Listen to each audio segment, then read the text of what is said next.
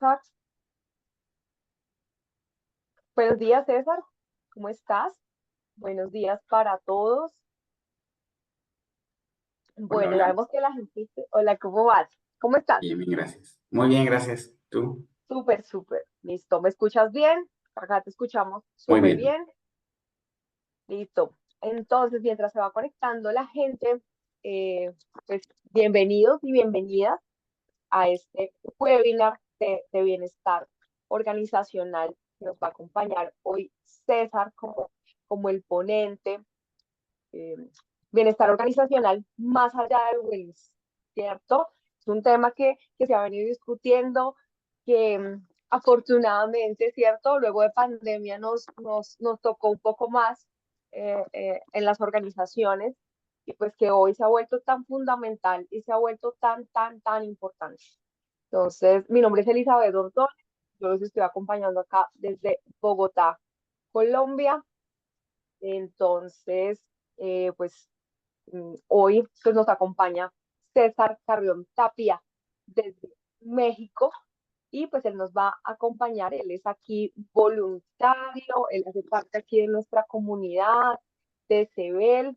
No, voy a contarles un poquito de César, eh, pero solo un poquito porque si no, no acabo de contar todas las cosas que hace César, todo lo que ha hecho César. Entonces, César es médico, cirujano, tiene una maestría en nutrición deportiva, trabaja temas de seguridad, de medicina en el trabajo, de seguridad industrial, eh, tiene certificaciones de temas de inclusión para personas con discapacidad, para inclusión de poblaciones de la comunidad LGBTIQ+, mejor dicho, ¿qué más cuento por acá? Y pues hoy es líder también.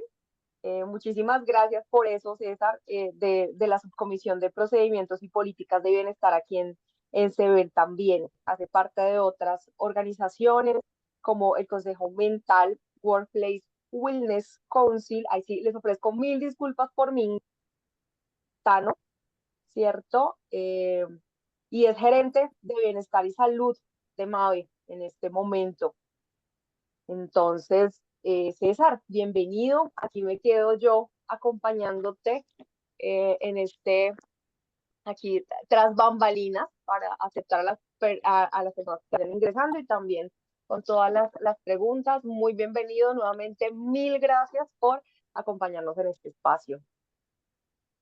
Claro que sí, muchas gracias, ¿no? Y pues al contrario, también gracias por la invitación, gracias por el soporte, toda la comunicación que hemos estado teniendo, como dices, en el back antes de este webinar y pues también para la subcomisión.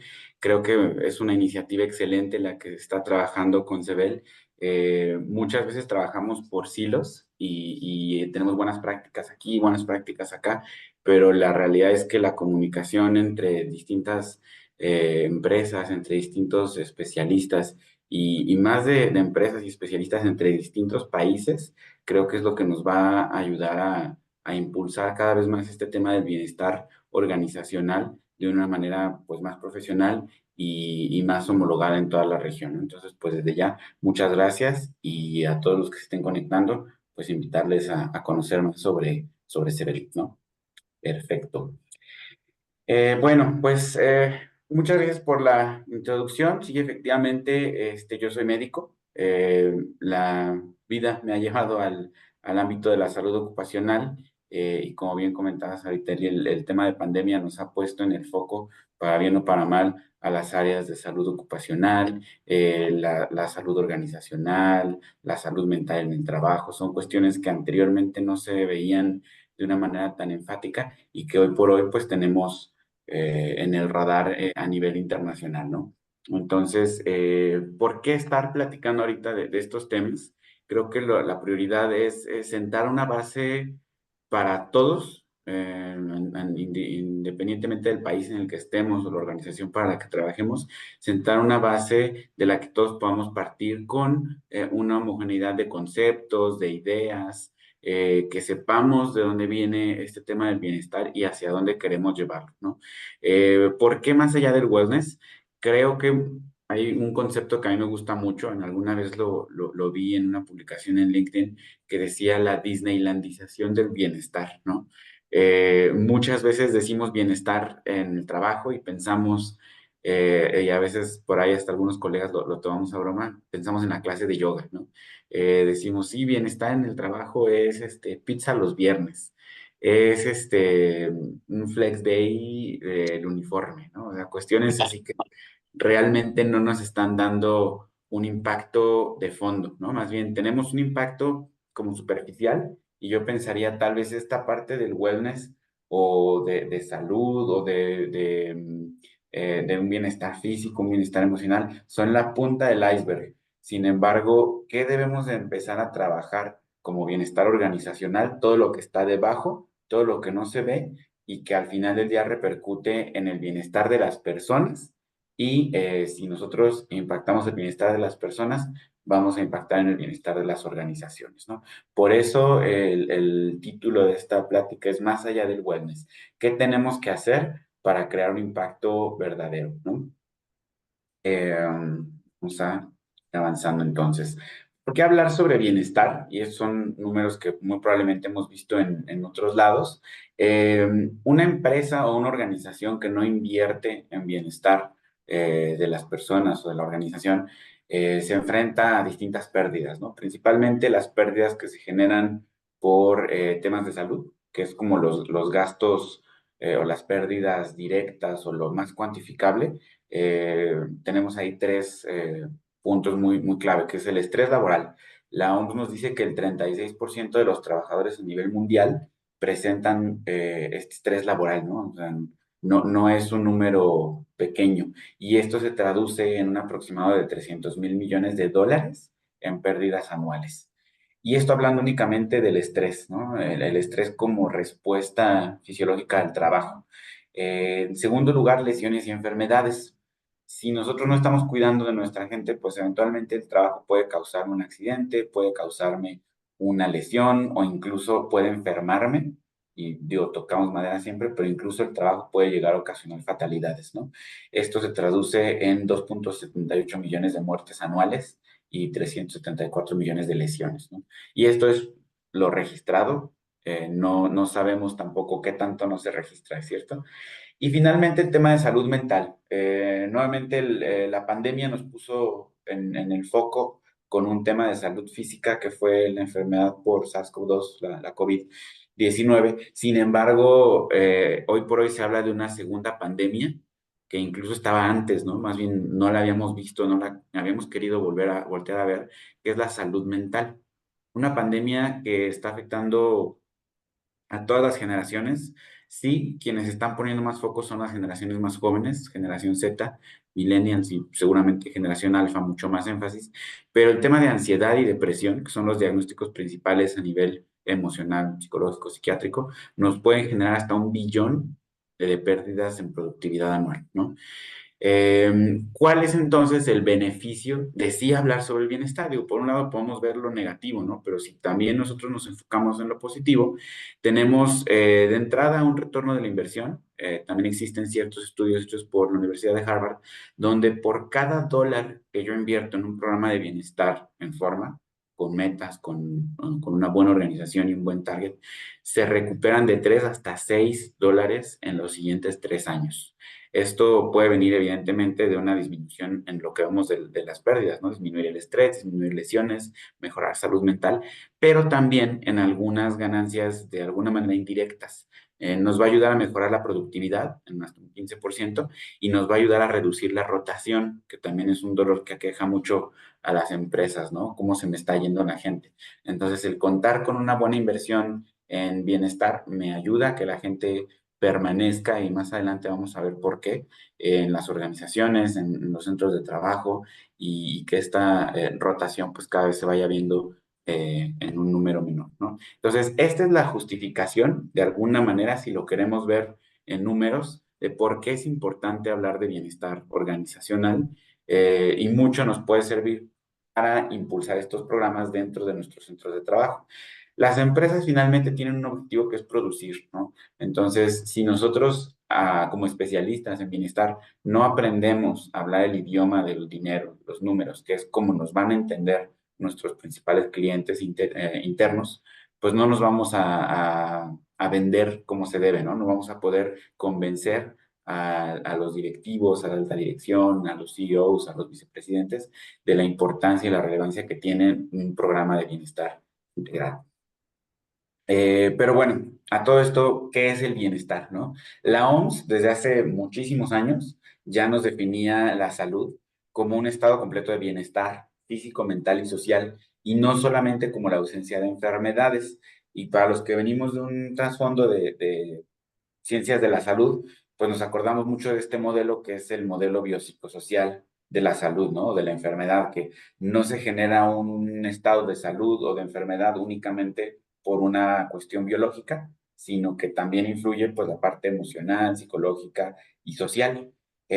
Nos enfocamos mucho en la parte biológica, y más creo lo digo yo como médicos, porque es lo que podemos de alguna manera ver, palpar, sentir, ¿no? La parte mental o psicológica está tomando mucho auge también, precisamente por estos temas de salud mental, pero la parte social, creo yo, y esto me remonta a mi primer semestre de la universidad, es la más importante. Esto nos decía un maestro de administración de la salud. En aquel momento, pues a los 19, 20 años no lo creía, ¿verdad? Pero la esfera social influye incluso mucho más que la esfera biológica para desarrollar un estado de salud o bienestar, ¿no? Entonces, pensando un poquito en este concepto, el bienestar como tal es una palabrita que de pronto se nos puede escapar como definición. Hay muchas definiciones, depende a quién le preguntemos, va a ser su propio concepto de bienestar. Si tratamos de estandarizarlo de alguna manera, podemos pensar que es muy similar a este concepto que nos da la OMS de salud, ¿no? Sin embargo, bienestar y salud, pues no son necesariamente sinónimos y eso lo vamos a ver un poquito más adelante. Así, les comentaba yo que la esfera más importante en la determinación del bienestar es la esfera social. La OMS también, ya desde hace un par de decenios, nos habla de los determinantes sociales de la salud. Estos determinantes sociales los podemos traducir también al bienestar. Nos dice de qué es lo que influye en la esfera social o alrededor de una persona o una comunidad que ocasiona que yo tenga salud como individuo o que yo tenga enfermedad como individuo. Y a su vez, cómo influye este proceso de salud o enfermedad individual en el colectivo. Por definición, nos dice que estos determinantes son las condiciones en que las personas nacen, crecen, viven, trabajan, ya desde ahí lo tenemos, y envejecen, ¿no? Y que influyen significativamente en su salud y en calidad de vida. Podemos hablar de estos determinantes sociales, estatus socioeconómico, grupos culturales, religión, incluso algún sistema de creencias, accesibilidad a la salud, accesibilidad a la educación, incluso políticas gubernamentales, todo esto que existe alrededor de la persona y que a lo largo de su vida le va a estar condicionando para que tome ciertas decisiones o para que influyan en la persona ciertas consecuencias que en el mediano a largo plazo le ocasionen o le generen enfermedad o en el mejor de los casos le generen salud o bienestar, ¿no? Entonces, estos determinantes sociales están muy bien estudiados, hay libros que a esto se dedican. Creo yo una de las recomendaciones que más le puedo hacer siempre a mis colegas es que estudiemos esta parte social de la medicina. No nos podemos casar con la idea de que solamente me da diabetes porque no hago ejercicio y no como bien, ¿no? O sea, sí hay un componente genético, un componente biológico, pero el ejemplo más claro es que hay una mayor prevalencia de diabetes y complicaciones de la diabetes en poblaciones con un estrato socioeconómico bajo, a diferencia de un estrato socioeconómico alto, ¿no? Entonces, ¿qué cambia, no? La diabetes dice, ay, pues como ellos son ricos, no, no les voy a dar. No, ¿no? Más bien es todo el contexto socioeconómico en el que se desarrolla la persona. Y si lo traducimos entonces al trabajo, la Organización Internacional del Trabajo nos decía ya desde el 2011 que tenemos una definición, un concepto de trabajo decente, que es aquel en el que se permite a los trabajadores un nivel de vida adecuado.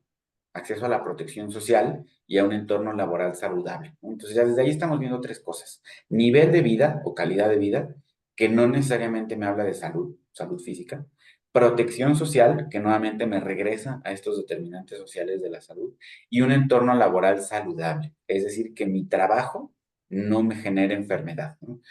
Y agregando un poco más estos, o delimitando mejor estos factores, la Organización Panamericana de la Salud nos dice cuáles son estos factores que determinan un trabajo decente: que exista una gestión adecuada del estrés, que exista equidad de género, que se promueva la salud mental en el trabajo, que exista un modelo funcional de prevención de riesgos laborales, entre otros, ¿no? Entonces, si vemos, el bienestar y la salud en el trabajo, más que de la persona, están dependiendo del entorno, ¿no?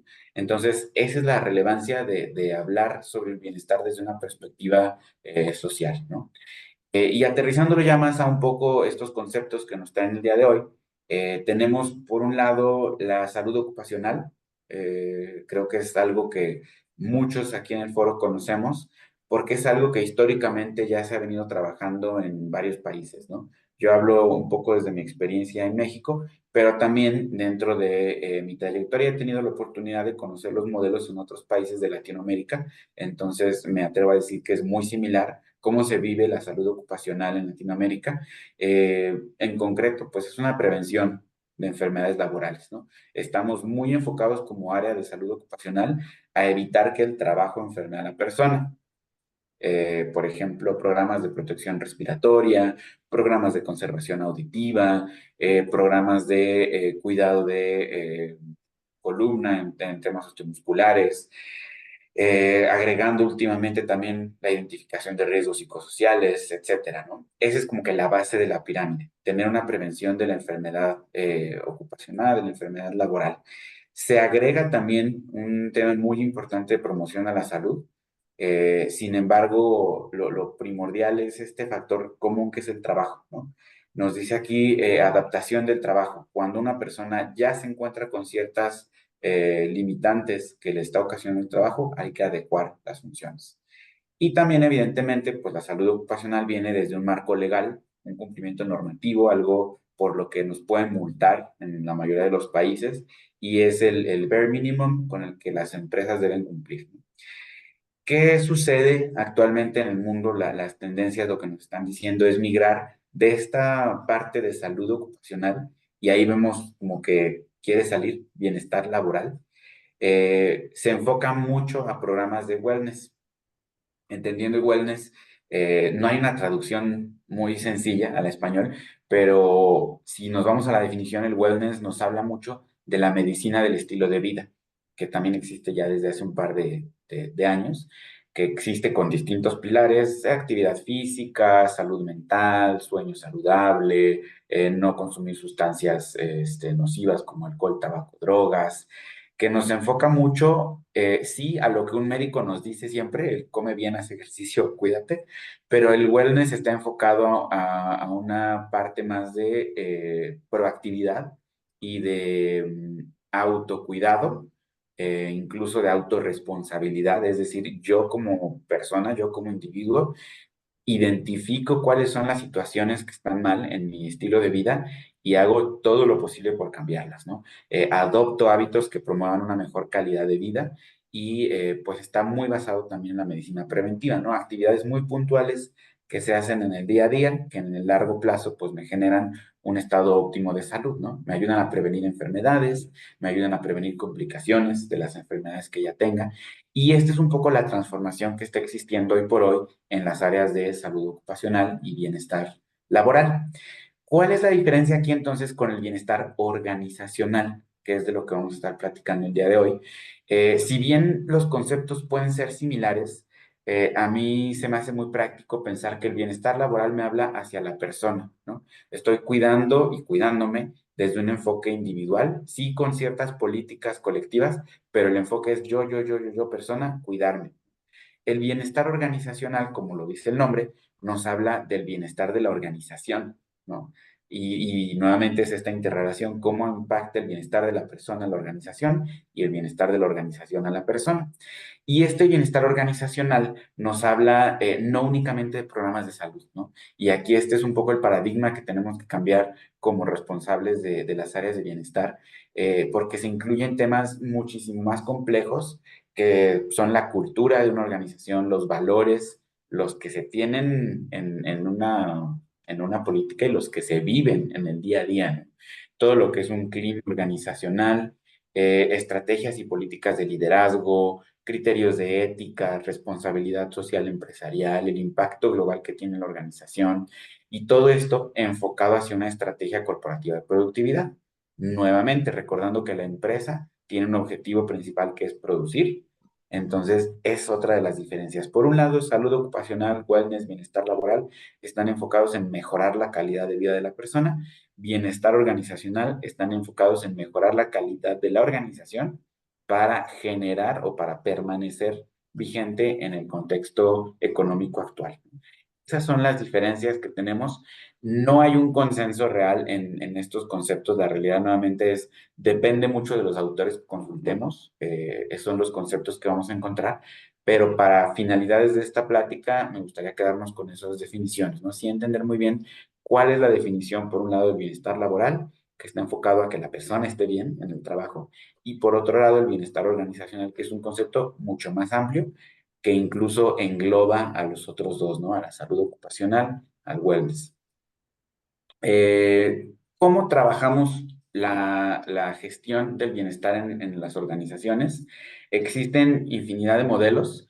Yo aquí estoy poniendo cuatro que son los que más se han estudiado y no quiero entrar yo mucho en detalles, más bien es como que un resumencito muy breve. Creo que la invitación aquí, después de estudiar determinantes sociales de la salud, es invitarlos también a que nos empapemos cada vez más de este tipo de modelos porque de ahí es donde tomamos todo para crear el que se ajuste a nuestra organización, ¿no? Lo que quiero compartir yo aquí ahorita, la relevancia es que veamos desde cuándo se está hablando de un bienestar organizacional de manera holística, de alguna manera, o de forma integral. La Organización Internacional del Trabajo desde 1990 creó un modelo que se llamaba Solve. Ese, yo recuerdo mucho, todavía en mis primeros meses de dedicarme a la salud ocupacional, nos desplegaron un manual de implementación de Solve y pues todos decíamos, ¿esto con qué se come, no? Nos incluía ciertos factores que impactan en la salud mental de la persona: estrés, violencia, consumo de sustancias, alimentación, actividad física, sueño saludable, e incluía también aquí el tema de VIH. Probablemente muy poquito todo lo que hoy se vive de diversidad, equidad e inclusión venía en estos primeros pasos en el capítulo de VIH-Sida, ¿no? Todo el tema de no discriminar, de incluir a las personas indiferentemente de las condiciones de salud, condiciones de vida, etcétera. Solve lo que hacía era darnos un paso a paso, un manualito, un manual para el facilitador, un manual para el participante, y cada capítulo traía una serie de ejercicios que estaban enfocados en que el participante no solo se sentara a escuchar, sino que hiciera ciertas herramientas de autoanálisis y obtuviera otras herramientas para mejorar en cada uno de estos aspectos, ¿no?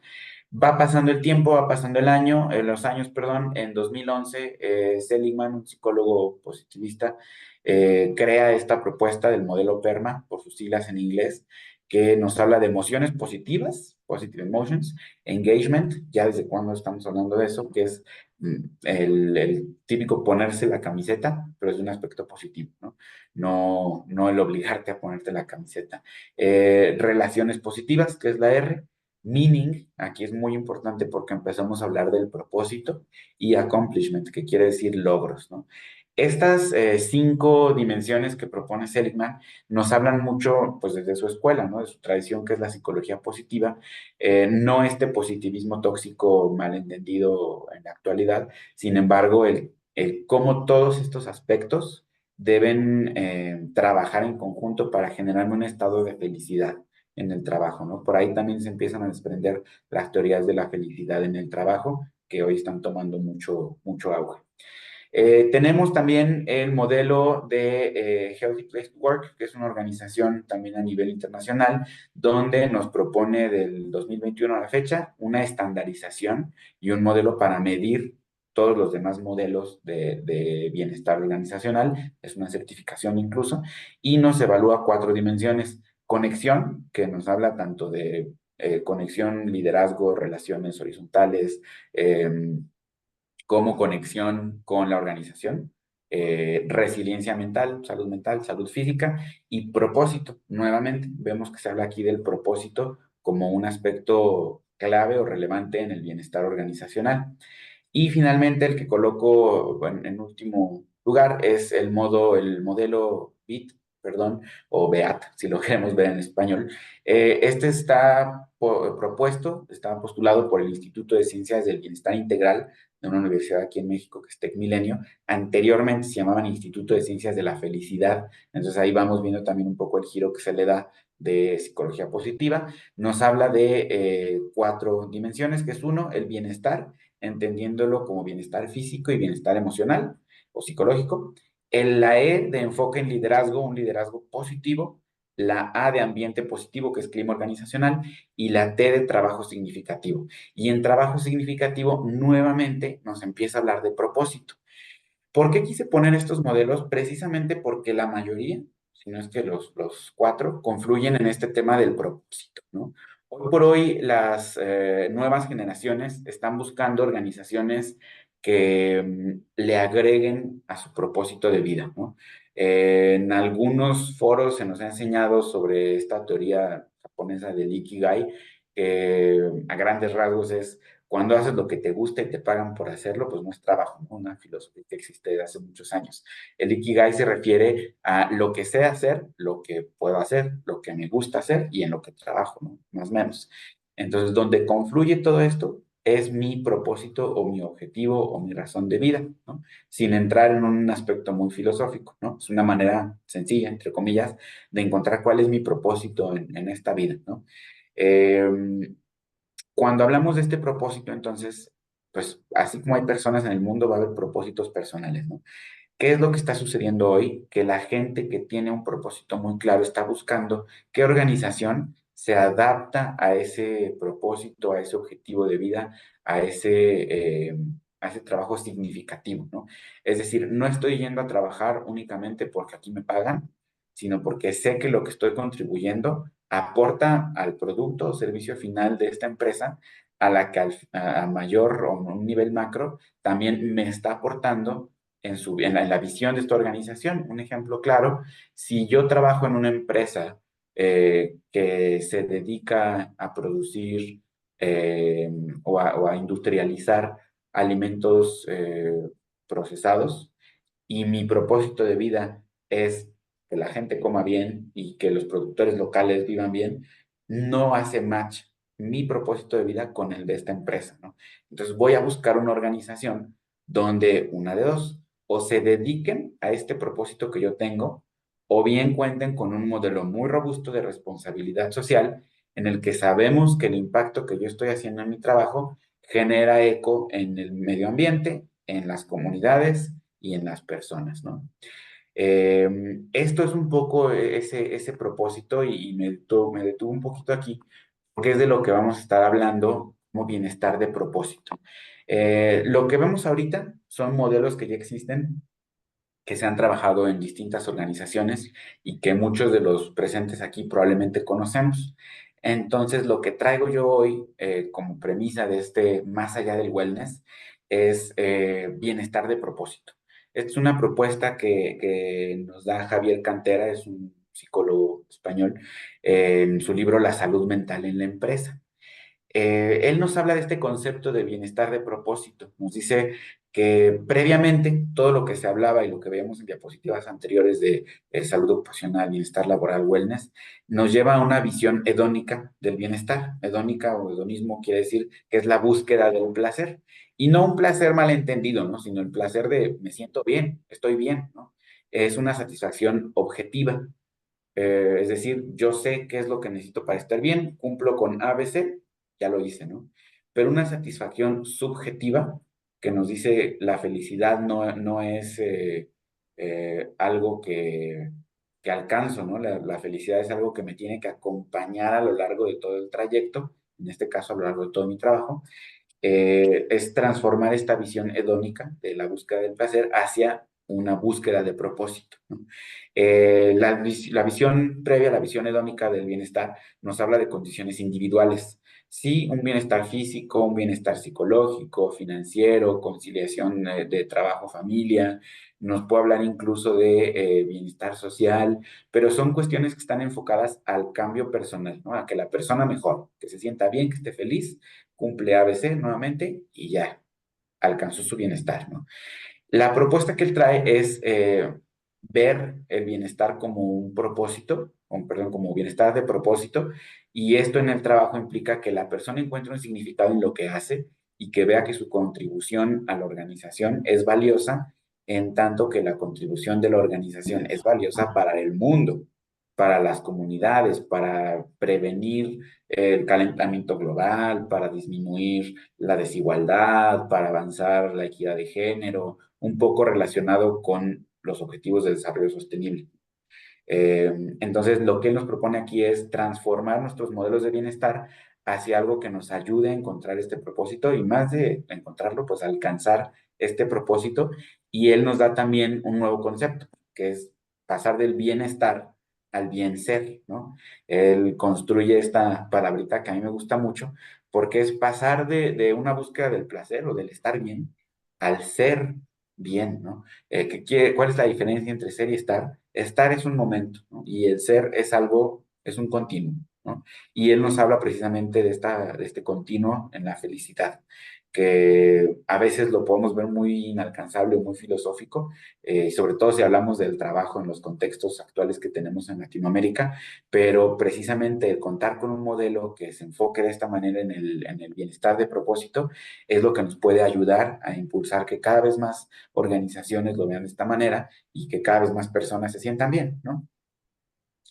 Algo importante de este bienestar de propósito es que es multivariable. Venimos de una estructura en la que pensamos mucho en el bienestar igual a salud. Este bienestar o bien ser o bienestar de propósito nos habla de todo lo que está alrededor, nuevamente regresando a la esfera social, todo lo que está alrededor y que influye en mi bienestar.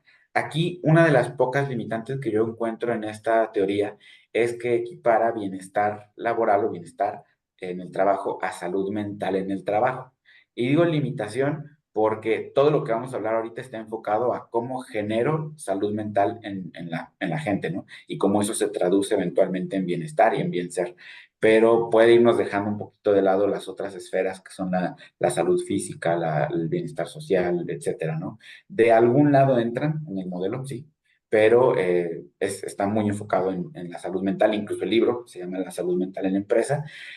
Sin embargo, de raíz, el concepto que él maneja como salud mental, para mí es algo integral, ¿no? No quiere decir que está hablando únicamente de enfermedad o psicopatología, sino que engloba salud mental en el trabajo en todo lo que ya hemos estado hablando como bienestar. Él nos propone entonces ciertos ámbitos, ay, perdón, me trabó aquí la computadora, ciertos ámbitos del bienestar, nos pone 10 ámbitos, que quiere decir de qué depende mi bienestar en el trabajo, y vamos a ver que no es únicamente de la clase de yoga, ¿no? O incluso no depende nada más del cumplimiento normativo en salud ocupacional, sino que existen estos 10 ámbitos que ahorita vamos a ver cómo se componen en una esfera de bienestar, como él nos lo comenta, y estos 10 ámbitos son cómo el trabajo en sí, me puede generar bienestar o malestar. El jefe, el equipo de trabajo, la cultura de trabajo, el espacio de trabajo, que quiere decir mi lugar, el tiempo de trabajo, la carrera profesional, las condiciones laborales, la estrategia de la empresa y mi desarrollo personal. Estos 10 ámbitos, él los pone a modo de una rueda y nos dice, son los 10 ámbitos que influyen para que la persona pueda desarrollar su bienestar o su salud mental de manera óptima en la empresa o en los centros de trabajo. Y si lo traducimos, entonces ahora sí, a esta rueda, ya de aquí en adelante vamos a estar viendo esta ruedita, él nos habla de los anclajes de bienestar. Ya vimos cuáles son estos 10 ámbitos. Cada ámbito, él lo relaciona con 5 anclajes. ¿A qué se refiere con anclajes? Esto es una teoría de un psicólogo de Harvard, del doctor Edgar Schein. Él proponía la teoría de los anclajes de carrera. ¿Qué quiere decir este anclaje de carrera? Es un ancla, vale la redundancia, un ancla elemental que determina mi carrera y que el conocer estas anclas de manera personal determina mi éxito profesional o mi realización personal. Entonces, aterrizándolo un poco a este modelo, él nos dice, bueno, existen 10 esferas, existen 5 anclajes por cada ámbito del bienestar. Yo tengo que identificar cuál es el que más me importa a mí porque ese es sobre el que tengo que desarrollarme y sobre el que tengo que trabajar para alcanzar este propósito y para alcanzar este bienestar, ¿no? Entonces, nos vamos a ir viendo ahorita ya un poquito más a detalle cuáles son estos anclajes de tarea por cada uno de los ámbitos del bienestar, ¿no? Él nos habla, al final de toda esta propuesta, él nos dice, tenemos una rueda con 10 ámbitos, cada una con 5 anclajes, tenemos un total entonces de 50 anclajes de bienestar en nuestra rueda de bienestar. Y al final nos da también una tablita donde tú haces tu autoevaluación del 0 al 10, qué tan importante es. Bueno, no es del 0 al 10, es por cuartiles, ¿no? Nos dice qué tan importante es para mí cada una de estas anclas, ¿no? Y con eso nos ayuda a tener una idea de una autoevaluación, un autoconocimiento, y nos puede llevar a entender mejor cómo navego yo a través de la organización para mejorar el bienestar. Y del otro lado, el conocer estos anclajes también nos ayuda a nosotros como gestores de bienestar a entender qué es lo que necesita la gente, qué es lo que necesita mi población y qué es lo que tengo que hacer yo como organización para mejorar las condiciones laborales de la persona, ¿no? Si yo estoy trabajando un modelo de bienestar únicamente enfocado a salud ocupacional o a wellness, no le estoy pegando a los 50 anclajes. Y vamos a ver más adelante todo lo que abarca estos anclajes de bienestar. ¿Ok? Tenemos entonces el primero que es el ámbito de bienestar con el trabajo per se. Y estos 5 anclajes son la vocación, que quiere decir que me guste lo que hago, la rutinización del trabajo, qué tan repetitivo es, mi ritmo de trabajo, y también esto a algunos les va a ir haciendo sentido con los riesgos psicosociales que se evalúan en la mayoría de nuestros países. Ritmo de trabajo que nos habla de cuánto tengo que producir o cuánto tengo que hacer, en cuánto tiempo y con qué calidad tiene que salir, ¿no? No es lo mismo hacer 10 libretas en una hora que hacer 10 libretas en 10 días, ¿no? Evidentemente las que hago en una hora van a tener menor calidad. El cuarto anclaje es la autonomía. ¿Qué tanto puedo tomar yo decisiones sobre mi actividad diaria? Y esto nos habla también hacia lo positivo del empoderamiento del trabajador. Es decir, confío en ti como agente independiente, ¿no? Y finalmente, la significación del trabajo realizado. Y aquí es donde empezamos a hablar del propósito, ¿no? O sea, si hablamos de propósito, ya estamos viéndolo con el ámbito del trabajo per se. O sea, la simple tarea que yo tengo que hacer debe de tener un significado, debe de significar algo para mí, ¿no? Llámese que soy la persona que hace, y no por demeritar ninguna profesión, la persona que hace la limpieza en una oficina o el CEO, ¿no? Incluso puede haber una persona de limpieza que su objetivo de vida y su propósito de vida es que sus trabajadores vivan en un ambiente limpio, bonito y que huela rico, y lo cumple. Y si el CEO es el mejor CEO de la empresa, de cualquier empresa, pero su objetivo de vida o su propósito de vida es rescatar perritos y su trabajo no se lo permite hacer, ¿quién está mejor? Pues la persona que tenemos acá, ¿no? Eso es el significar nuestro trabajo. Y entonces, si lo traducimos a bienestar de tarea, ¿cómo se ve este bienestar de tarea cuando un trabajo que yo hago es algo que yo quiero hacer, ¿no? No quisiera yo decir que es mi trabajo ideal, ¿no? Porque hay muchos factores que están alrededor de eso, pero es un trabajo que me gusta hacer con un nivel adecuado de rutinización, es decir, ni muy, muy, ni tan, tan, ¿no? O sea, ni estoy haciendo todo el día lo mismo todos los días, ni hay un trabajo sin estructura, ¿no? Bienestar de tarea también es tener un ritmo flexible, es decir, yo tengo esta capacidad de gestionarme de forma autónoma en mis tiempos, en mis objetivos, etcétera, y también que me aporta un valor social, ¿no? Yo les puedo hablar desde mi experiencia. Para mí un objetivo de vida es, y finalmente como médico, pues que la gente viva bien, ¿no? Que la gente viva con salud, que la gente cambie su estilo de vida. Entonces, si mi trabajo no me permitiera hacer eso, no estaría yo teniendo un bienestar de tarea, ¿no? Entonces, este primer ejemplo, si lo vemos desde ahí, no tiene absolutamente nada que ver con una clase de yoga o con un examen médico anual, ¿no? Sino que va más allá, es una esfera extra que estamos viendo y que me está impactando de manera directa en el bienestar. Y así pensemos cada uno de los anclajes que vamos a ver en las siguientes diapositivas, ¿no? Tenemos el segundo ámbito que es el bienestar con el jefe, ¿no? O la relación con el jefe. Eh, Dentro del libro se le dedica todo un capítulo a estos anclajes, a este en particular del ámbito de bienestar con el jefe, porque nos dice, y van por orden, ¿no? O sea, el primer motivo por que la gente sale de un trabajo o porque no se siente bien es porque no le gusta su trabajo, ¿no? Por alguno de estos 5 anclajes. Pero en segundo lugar es porque no se siente bien con el jefe. Y aquí engloba varias cosas, no necesariamente es mi jefe directo, ¿no? Puede ser figuras de liderazgo que existen en la organización con las que yo no compagino y que me están generando malestar. Tenemos aquí 5 anclajes entonces, evidentemente el de liderazgo, que ahí sí es un liderazgo directo, llámese un jefe directo, o un líder de área, un gerente de área. El nivel de dirección, y aquí nos habla mucho, no de dirección, nivel alta dirección o directivos de una empresa, sino cómo mis líderes me dirigen a mí. Y aquí nos habla de un macromanagement donde nos dejan hacer y no se preocupan por cómo lo estoy haciendo, hasta un micromanagement, ¿no? Donde me cuestionan hasta cuántos puntos le estoy poniendo a la diapositiva. Entonces, eso es nivel de dirección.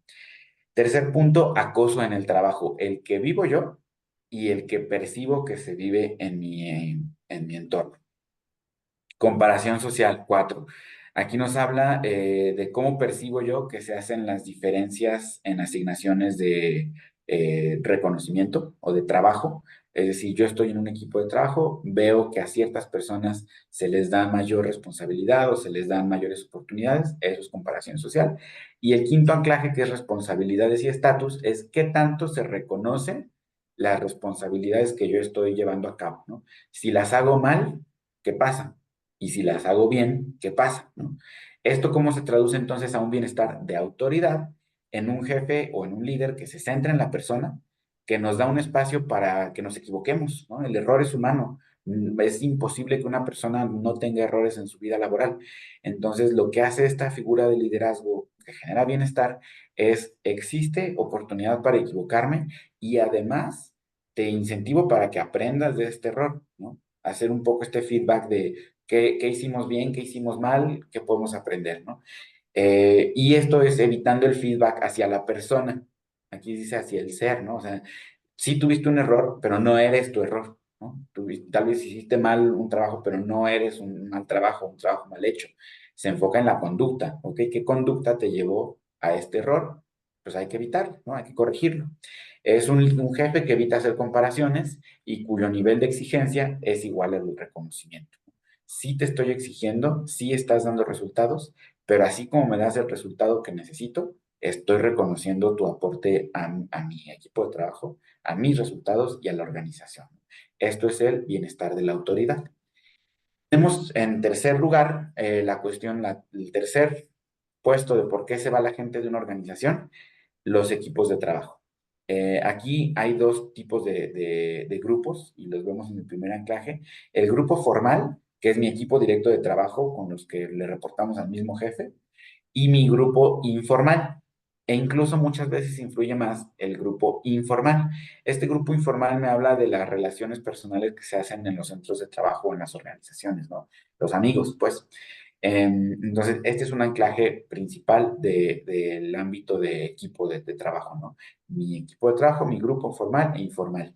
En segundo lugar, las dinámicas. ¿Cómo se hacen las relaciones interpersonales dentro de los grupos formales e informales? En tercer lugar, el balance, que es que las cargas de trabajo estén balanceadas entre todos. Reparto de exigencias, muy similar al anterior. Sin embargo, no necesariamente el repartir el trabajo entre todos me genera la misma exigencia. Puede que a mí me exijan más que a otros, aun si el trabajo es el mismo. Y finalmente, los conflictos, ¿no? Como cualquier organización o cualquier grupo humano, siempre va a haber oportunidad de pelearnos por algo, ¿no? Entonces, el conflicto en el grupo, y más allá de que exista o no, cómo se gestiona el conflicto dentro de los grupos, es lo que me genera un anclaje de relación en este ámbito de bienestar, ¿no? Y cómo se ve el bienestar, me disculpa, aquí es bienestar de relación, compañeros de equipo que apoyan al trabajo, que apoyan mi trabajo, que aportan al grupo, que valoran y refuerzan el trabajo en equipo, que evitan conflictos y que evitan aislamientos, ¿no? Eso es bienestar de relación. Tenemos después en el ámbito de cultura de trabajo, los anclajes de identidad y el bienestar de identidad. Esto es un poco el cómo pertenezco dentro del entorno organización. Aquí estos anclajes principalmente son la igualdad de trato hacia todas las personas, que nos habla un poco de la diversidad, la aceptación organizacional, es que tanto me incluyen a pesar o gracias a esta diversidad, el presencialismo, que quiere decir que no estés nada más ahí y no tienes nada que hacer o no te ponen a hacer nada, la meritocracia, que realmente se esté valorando, el que nos esté dando crecimiento a las personas de acuerdo a sus méritos y no a favoritismos, y la gestión de la discrepancia, ¿no? Aquí no tanto del conflicto, sino qué tanto puedo yo diferir de la opinión global de la empresa o de la opinión de mi líder o de la opinión de algún líder de otra área y cómo se gestiona esa diferencia de opiniones, ¿no? Y con eso tenemos el bienestar de identidad, que es cuando se respeta a la persona por su diversidad a nivel individual y social, que existe un modelo adecuado de reconocimiento que evita estas discrepancias en el reconocimiento, en la meritocracia, en el crecimiento, en la organización a nivel formal e informal. Puede que existan modelos de reconocimiento formal muy bien establecidos, pero si en la informalidad existen discrepancias, esto me genera malestar. Tenemos después el bienestar de espacio, que son el ámbito de bienestar con el espacio de trabajo, evidentemente el entorno físico, que sea un entorno agradable, ¿no? Que tenga una flexibilidad de entorno, que puedo desplazarme yo, que puedo conocer varios sitios, que dentro de mi oficina o dentro de mi centro de trabajo hay distintas áreas a las que puedo acudir.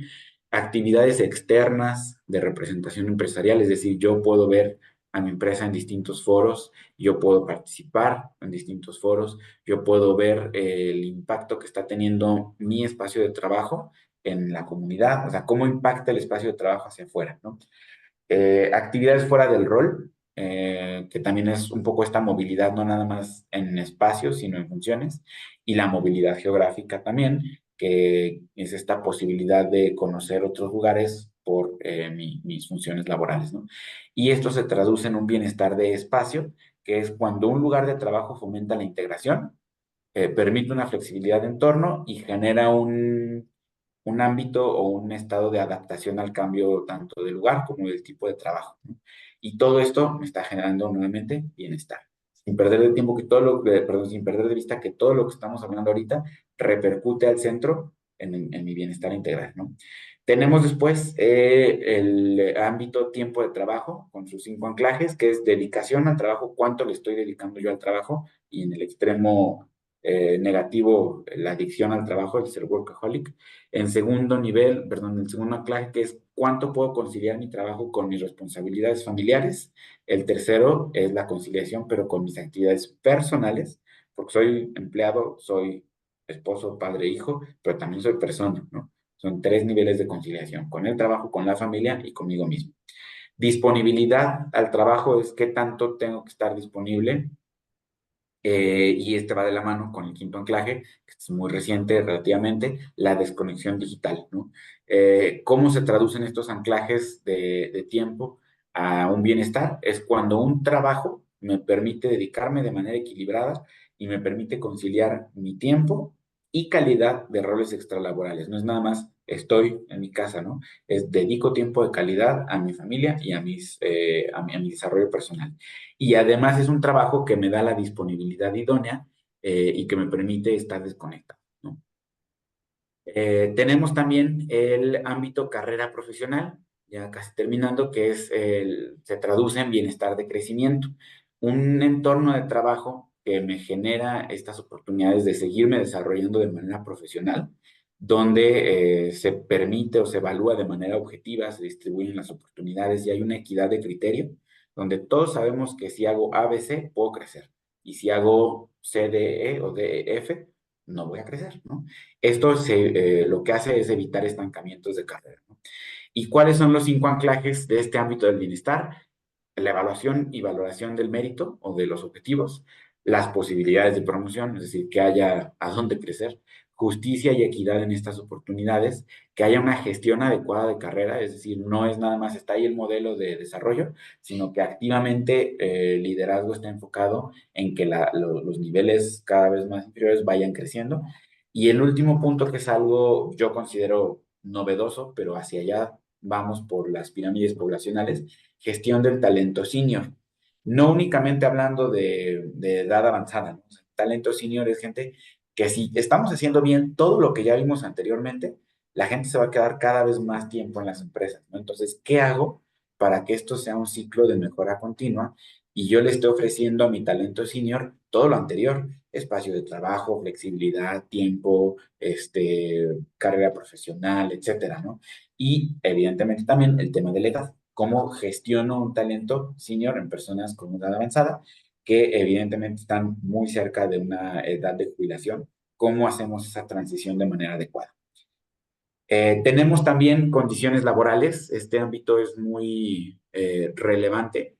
Hablamos de condiciones laborales, pero si nos damos cuenta, los anclajes nos hablan de otro concepto que es experiencia del empleado. Este es un concepto que está muy en boga también y que viene de las disciplinas del marketing. Para los que no ubiquen muy bien este término de experiencia del empleado, viene de experiencia del consumidor, que es cómo te vendo mi producto, cómo te vendo mi servicio, más allá de que sea un servicio o un producto bien hecho, te envuelvo con toda una experiencia desde que pisas la tienda, ¿no? O desde que hago mi contacto de venta. Entonces, eso después se traduce a experiencia de usuario, que es más llevándolo hacia el mundo digital, cómo interactúo con una interfaz de manera amigable, que es lo que a veces decimos, ah, esta página está muy intuitiva, ¿no? Eso es experiencia del usuario. Y de ahí empezamos a ver ya en las organizaciones experiencia del empleado. Nuevamente, ¿qué hago para que la persona se sienta bien más allá de que te estoy pagando bien? ¿No? En el ideal que nos estén pagando bien, ¿verdad? Que hago todo lo que me rodea para que el empleado viva una experiencia de bienestar de principio a fin.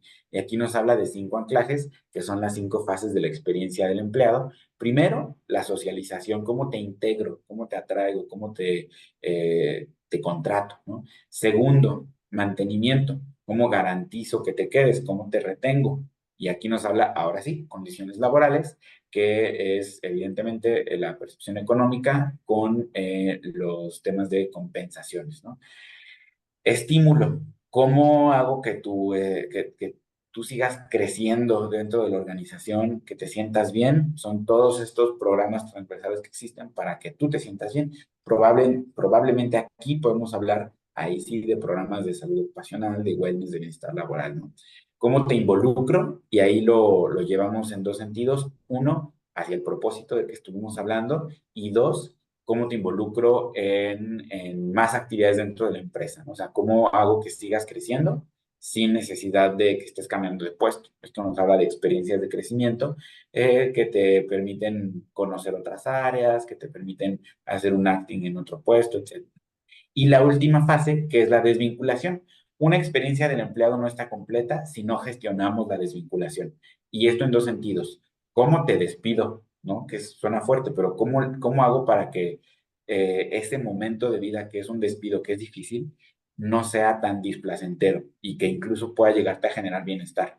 Entonces, ¿qué hago como empresa para que una situación difícil la pueda transformar y me genere una buena experiencia del empleado? Incluso a nivel de, pues sí me despidieron, pero yo sí recomiendo trabajar ahí, ¿no?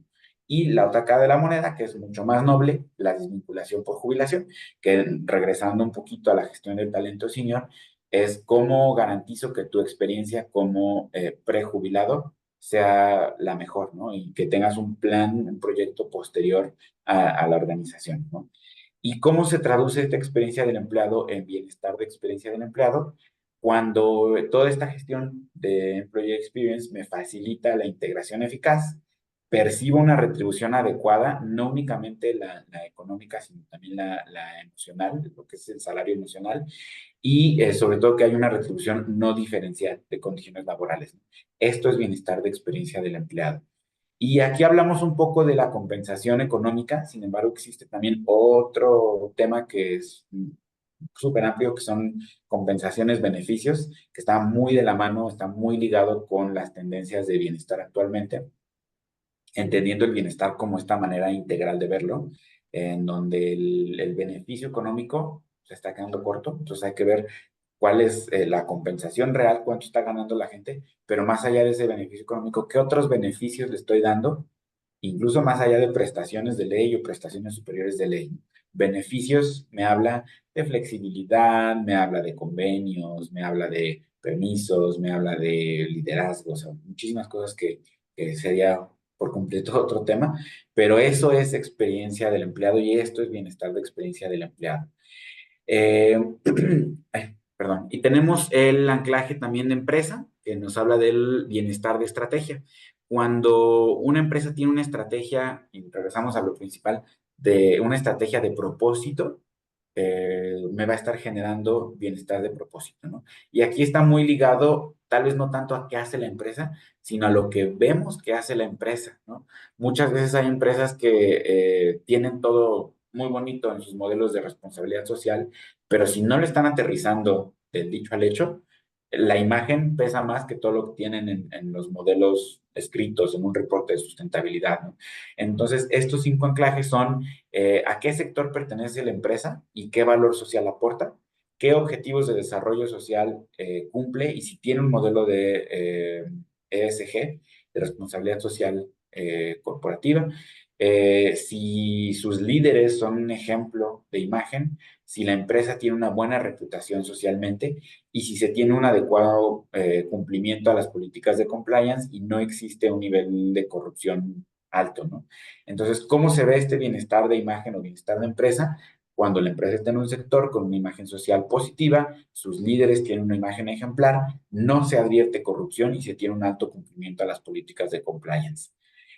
Y finalmente tenemos el último ámbito del bienestar, ya casi para terminar, cuando existe un bienestar de cambio, ¿no? Y aquí nos habla, Javier Cantera nos habla mucho de dos tipos de cambio, el cambio personal y el cambio profesional. El cambio profesional, ese pues se entiende muy bien y es el que mejor se gestiona en las empresas, porque es cuando hay un crecimiento, cuando hay un movimiento lateral, cuando hay una contratación nueva, cuando hay nuevos procedimientos, cuando hay cualquier cambio, cualquier gestión del cambio, me puede generar un impacto en el bienestar. Entonces, la gestión adecuada del cambio profesional es clave para el bienestar de cambio. Sin embargo, en lo que pone mayor énfasis aquí el autor es en el cambio personal.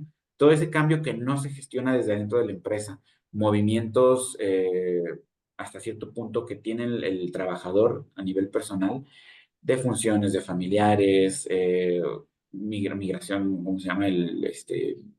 Cambiarte de casa, empezar a estudiar otra carrera, o sea, todos estos cambios que si la empresa no los gestiona, no los ve, le van a estar generando un malestar a la persona, ¿no? Si yo estoy en una empresa donde el cambio es aceptado en su doble vertiente, tanto el cambio personal como profesional, y se tiene una perspectiva, una respectiva capacidad de incidir, es decir, entiendo como organización cómo mi cambio personal impacta al trabajo, y cómo mi cambio profesional impacta a mi vida personal, eso me genera un bienestar de cambio, ¿no? Mis 5 anclajes: cambios personales aceptados y comprendidos, cambios profesionales, crecimiento y cambio que inciden en la carrera profesional, apoyo y acompañamiento durante el cambio, nuevamente, tanto profesional como el personal, y tiempos de adaptación, ¿no? El cambio no es hoy estás en el puesto A, mañana estás en el puesto B y te exijo al mismo nivel, ¿no? Tiempos de adaptación.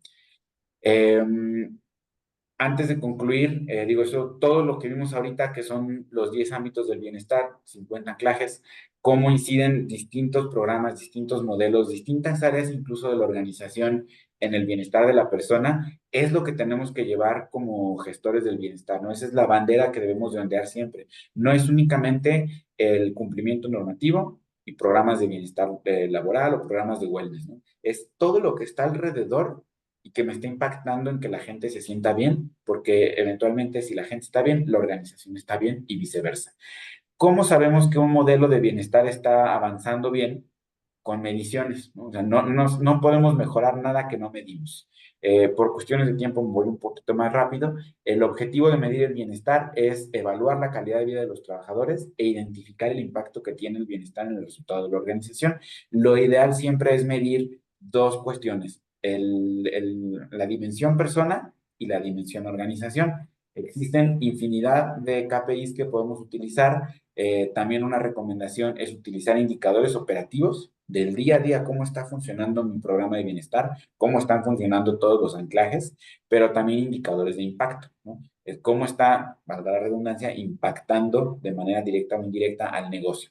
De esa manera podemos traducir en números cómo está funcionando el bienestar dentro de una organización. No existe un número específico de KPIs, depende del modelo que se utilice. Recomendación, mientras menos indicadores sean, mejor, ¿no? Y utilizarlos puntuales. ¿Cómo se pueden medir? Lo más básico es una recolección de datos a través de encuestas, entrevistas, focus groups, pero se tienen que utilizar indicadores de otras áreas, los indicadores indirectos de bienestar. O sea, yo no voy a preguntarle a toda la gente, ¿ganas bien? Porque todos me van a decir que no, ¿verdad? Tenemos que ver comparativas internacionales, cómo están mis tabuladores para saber a cuánta gente sí le estoy pagando bien, ¿no? Entonces, es un poco la diferencia de medir percepción en la persona versus lo que se está viendo en la realidad. Y la mejor manera de analizar y visualizar datos es analíticos, data analytics, ¿no? Toda la información que me generan los programas de bienestar y lo que está extra que me impacte en bienestar, sí o sí es Big Data. Y es algo que no voy a poder analizar de una manera sencilla. Tengo que meter herramientas, tengo que digitalizar y esto me va a asegurar que los reportes que voy a estar dando van a ser puntuales, prácticamente en tiempo real y sobre todo que la data me va a ayudar a tomar decisiones. Y para concluir, únicamente recordar nuestro rol actualmente como líderes de bienestar es primordial, es prioridad, porque si nosotros no estamos haciendo estos cambios, las empresas van a seguir trabajando en silos y no vamos a estar enfocándonos en todo lo que está en la esfera social, determinando el bienestar de mi gente, ¿no? Dejo aquí algunas habilidades que son importantes de tener como líderes de bienestar y competencias.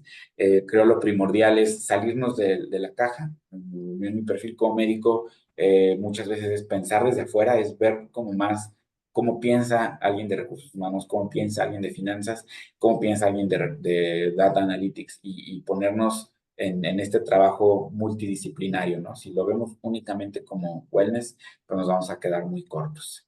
Termino únicamente agradeciéndoles nuevamente a las personas que estén conectadas y a los que vayan a ver la grabación. Está mi contacto, cualquier tema, cualquier duda, pues pueden encontrar ya sea por WhatsApp, por correo o en redes sociales, en LinkedIn. Pues muchas gracias. No sé si todavía hay tiempo de preguntas o con eso estaríamos cerrando. Bueno, muchísimas gracias, César. Bueno, demasiadas cosas, ¿no? Demasiado contenido. em, y lo cual nos demuestra que realmente es algo que requiere estrategia, que requiere herramientas, que requiere una gestión, pues sobre todo como esa misma sensibilización de la organización, ¿no? De sus líderes para poder comenzar allí todos esos procesos de bienestar, ¿no? En el momento no hay preguntas, hay muchas felicitaciones, muy claro, muchísimas gracias, agradecimientos por acá, maravillosa presentación, nos dice por acá Lady, conceptos completos. Saludos desde República Dominicana. Saludos, Ignacio. Bueno, yo sí te quiero hacer una pregunta y, y es que muchas veces cuando hablamos de bienestar laboral, bienestar organizacional, nos imaginamos grandes industrias, ¿no? Nos imaginamos grandes empresas que tienen digámoslo de alguna u otra forma, un recurso económico o un recurso financiero muy grande. ¿Qué consejo darías tú, conocimiento, para empezar a replicar allí esas estrategias o esa idea de alguna u otra forma de fomentar también en la pequeña industria que tal vez no tiene un recurso financiero, un recurso de infraestructura muy grande a la hora de implementar estos planes, estas políticas, los programas de bienestar organizacional dentro de las empresas? Yo creo que lo principal es ver de dónde partimos, ¿no? Creo con un poco con esto de los anclajes nos podemos dar cuenta que hay muchas cosas que tal vez ya se vengan haciendo independientemente del tamaño de la empresa. Entonces, entender qué ya se tiene, con qué sí se cuenta, hacer un diagnóstico y delimitar prioridades, ¿no? Si es una empresa pequeña, una organización pequeña, difícilmente le va a poder pegar a todo desde el año cero, ¿no? Entonces, definir prioridades. Si yo lanzo de pronto una encuesta general de bienestar y el resultado es que la gente necesita mejor compensación, pues voy a trabajar en compensación, ¿no? Pero si la gente lo que necesita es flexibilidad, voy a trabajar en flexibilidad. Entonces, delimitar, yo diría 3, 5 prioridades y sobre eso ir midiendo, ¿no? Ya en ciclos de 1 hasta 3 años, estar midiendo constantemente cómo van avanzando estos primeros pasitos, pero midiéndolo incluso con el beneficio económico, ¿no? El retorno de la inversión, que también da para otro tema, porque eso es lo que me va a ayudar a mí a buscar mayor patrocinio de la empresa, ¿no? O sea, si yo estoy comprobando, oye, tuve esta iniciativa, la gente está más comprometida, bajó la rotación, bajó el ausentismo, bajó el presentismo, mejoró productividad, ¿cuánto más le podemos invertir, ¿no? Y eso va generando un poquito el efecto bola de nieve. Entonces yo te diría eso, ¿no? Delimitar prioridades, que es lo básico que necesitamos para arrancar, siempre partiendo de lo que es la necesidad para la gente. Sí, ujú. Muchas gracias, César. Creo que tiene mucho, mucho que ver, ¿no?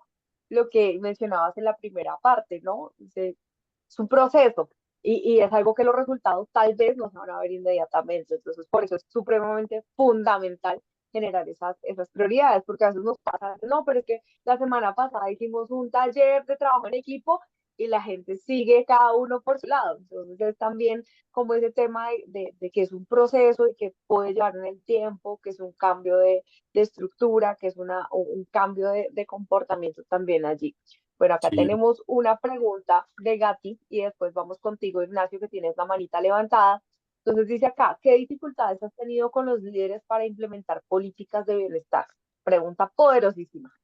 Sí, antes de pasar a esa respuesta, agregando un poquito a la anterior, no recuerdo ahorita el nombre de la asociación, es como el Ministerio de Salud o algo así, pero el equivalente en Chile, tiene, si mal no recuerdo, es una serie de 3 documentos de cómo gestionar el riesgo psicosocial para grandes, medianas, pequeñas empresas e incluso microempresas. Entonces, por ahí podría ser como un buen punto de partida, ¿no? Es la ACHS, no me recuerdo ahorita qué significa, pero por ahí lo pueden buscar. Y bueno, retomando ahora sí la segunda pregunta, creo que el principal obstáculo es el tema económico, ¿no? Justo, o sea, ligándolo mucho a la pregunta anterior, cuando se percibe el bienestar como un gasto, va a ser difícil, ¿no? E incluso cuando se percibe como una pérdida en la productividad, y eso sí lo podemos aterrizar tan sencillo como las actividades de wellness, una clase de yoga o una campaña de salud, que te presten a la gente, a veces es complicado por cómo me va a impactar en la productividad. Entonces, ¿cómo hemos sorteado estos temas? Pues creo que lo principal es sensibilizar a los tomadores de decisiones, ¿no?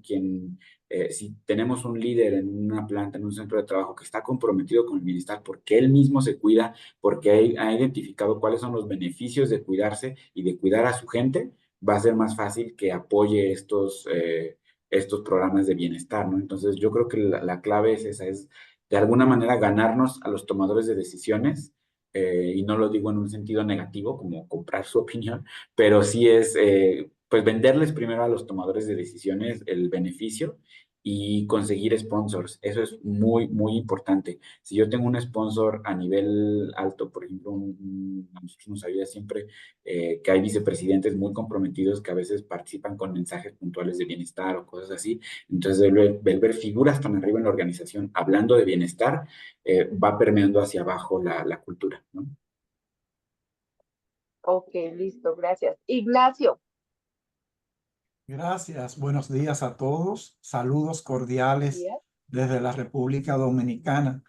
César, felicitaciones. Muy dinámico, muy explícito, muy claro y sobre todo la forma en que pusiste los aportes acá.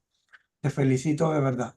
Oye, ya me contestaste la mitad de la pregunta y es que En los programas de bienestar se nos dificulta mucho cuando se ve la inversión, cuando se ve para un patrono que eso es un gasto. Pero yo tengo otro aspecto que me está dando lucha. No sé si tendrá la experiencia con respecto al cambio generacional, donde en la empresa estos jóvenes no creen en nada porque tienen su convicción propia y no aceptan a veces determinadas, llamémoslas así, imposiciones que a veces son en su beneficio. ¿Ha tenido alguna experiencia, aparte de lo que manifestaste excelentemente, de ver la parte como una economía o un gasto y ahora con el cambio generacional? Muchas gracias y te deseo lo mejor desde República Dominicana. Gracias, Ignacio. Un abrazo hasta allá. La clave ahí es, y esto lo hablo un poco desde la perspectiva que tengo más de diversidad, equidad e inclusión. La gestión intergeneracional es entender qué me va a funcionar para la generación que va de salida, qué me va a funcionar para la generación que hoy es mi grueso, que son millennials, y qué me va a funcionar para la generación que viene llegando, que son los centennials, ¿no? Cada una de estas poblaciones tiene sus características muy particulares de cómo abordan su experiencia en el trabajo, ¿no? Una generación boomer o generación X es un compromiso de toda la vida, ¿no? Y me caso con la empresa. Una generación Z es todo lo opuesto. Me hablaste mal, por decirlo de alguna manera no peyorativa, me hablaste mal y me voy, ¿no? O no necesito estar en esta empresa. Entonces, siempre es importante abordar cualquier programa de bienestar desde esta perspectiva. Esto incluso me lo enseñó uno de nuestros vicepresidentes, me decía, tienes que asegurarte que para toda la gente signifique lo mismo bienestar, ¿no? Porque para mí, o balance de vida, para mí como vicepresidente, balance de vida es lo que hago diario, ¿no? Porque viajo mucho, pero puedo ver a mi familia. Pero para un operario en producción línea, tal vez balance de vida es otra cosa, ¿no? Y eso, si lo agregamos a las diferencias generacionales, aún más.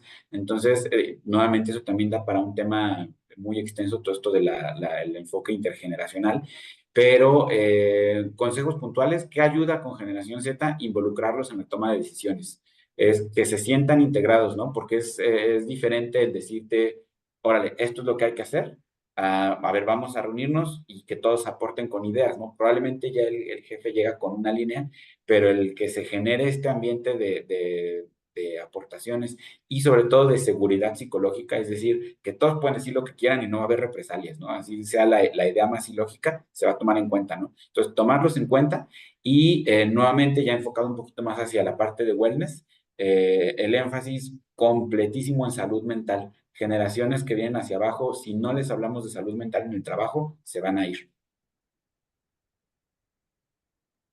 Muchas Muchas gracias, César. gracias, Muchas César. gracias.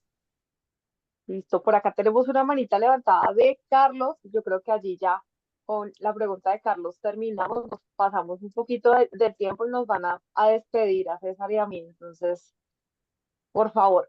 Entonces, Carlos, dale. Gracias. Primero, pues felicidades, Doc, por tu trayectoria y la presentación tan buena. Quisiera ser breve, a mí me llamó mucho la atención una parte con la que iniciabas, ¿no? Y porque estoy muy casado yo con el impulso de los determinantes sociales. Entonces, quería saber qué opinas sobre el impacto que tendrá el pronóstico desfavorable, pues, de estos determinantes, sobre todo en el sector de nuestra principal fuerza de trabajo, ¿no? Los operadores. ¿Qué tanto podemos influir nosotros y cómo, como médicos del trabajo, en esos determinantes, ¿no? Que son tan importantes para todo este contexto del bienestar que comentabas. Ok, sí, muy buena pregunta, Carlos. Este, hay dos cosas, ¿no? Cuando hablamos de bienestar y sobre todo salud mental en el trabajo, la mayoría de los autores se enfocan en el trabajador de oficina o en trabajadores corporativos, el white collar, pero existen ciertos trabajos también de investigación de blue collar, que quiere decir por los overoles que se usan en las plantas, de cómo está repercutiendo todo el tema de salud mental. Si bien es una realidad que no hay tanta, y lo digo de la manera más respetuosa, tanta alfabetización en estas poblaciones respecto a temas de salud mental, la realidad es que sí viven las consecuencias, ¿no? Incluso yo me atrevería a decir con mayor problema que una persona con más formación. ¿Qué podemos hacer como médicos del trabajo o como organizaciones? Pues la verdad es que todo lo que está en nuestras manos, ¿no? Si nosotros fomentamos un hábito de alimentación en el trabajo, si fomentamos el hábito de hablar de gestión de emociones en el trabajo, si hablamos de educación, si nuestras organizaciones fomentan el desarrollo de la persona, les dan educación, les dan crecimiento, les dan buena compensación, más allá de lo que podemos hacer como médicos, es de alguna manera corregir, entre comillas, el contexto del que viene la persona y darle más oportunidades, ¿no? Es difícil, la realidad es que si no hay algo muy puntual que podamos hacer, nuevamente, como lo dice el nombre, el determinante social de la salud es algo que lleva años en cambiarse porque es resultado de todo un proceso social de muchísimo tiempo, ¿no? Y de decisiones globales más que locales, por lo que sí podemos hacer es, pues un poco desde la perspectiva nuevamente de la equidad, es garantizar que las personas cada vez tengan mejores oportunidades en cada uno de estos ámbitos, ¿no? Y creo que pues también tú sabrás muy bien el involucrar a las familias, involucrar a las comunidades, y eso va muy de la mano con lo que es responsabilidad social, ¿no? No quedarnos nada más en, te visito una vez para dar una campaña de salud, es realmente me involucro con una comunidad, tal vez programas de capacitación en las escuelas, no sé, ¿no? Muchas cosas que pueden hacer desde la perspectiva de responsabilidad social empresarial. Gracias, Doc. Listo. Sí, gracias César, mil gracias Carlos por tu pregunta. Bueno, muchísimas gracias a todos. Pues recordarles a los que de pronto todavía no nos están siguiendo en las redes, entonces se ven tanto en LinkedIn como en Instagram, pues por allí nos pueden encontrar y también sumarse a nuestra iniciativa de la conmemoración o celebración del Día del Bienestar Laboral, que es el próximo 25 de octubre, también para que puedan participar como embajadores del bienestar. eh, entonces, sumar todas sus iniciativas, todos sus proyectos dentro de las empresas en la cuenta de LinkedIn, etiquetarnos en @cebel y también con el hashtag yo hago bienestar laboral. ¿Listo? Entonces, muchísimas gracias para todos, para todos. Esperamos pues poder seguir compartiendo. Ay, muchísimas gracias por allí. Así que ya nos dio aquí el hashtag. Que sigan compartiendo, que estén muy pendientes también de nuestras redes. Allí todo el tiempo vamos a estar compartiendo temas y sobre todo el próximo mes que pues entra nuestro gran día, nuestra conmemoración y que cumplimos también un año como eh, comisión. ¿No? Muchísimas gracias a todos, muchísimas gracias César por tomarte el Gracias. tiempo para acompañarnos aquí y por también pues querer participar en toda esta iniciativa. Entonces, nada más, feliz resto de día para todos. Por acá, no, pues muchas felicitaciones aquí para César de parte de todas las personas que nos acompañaron hoy. ¿No? Muchas Feliz día. gracias a todos.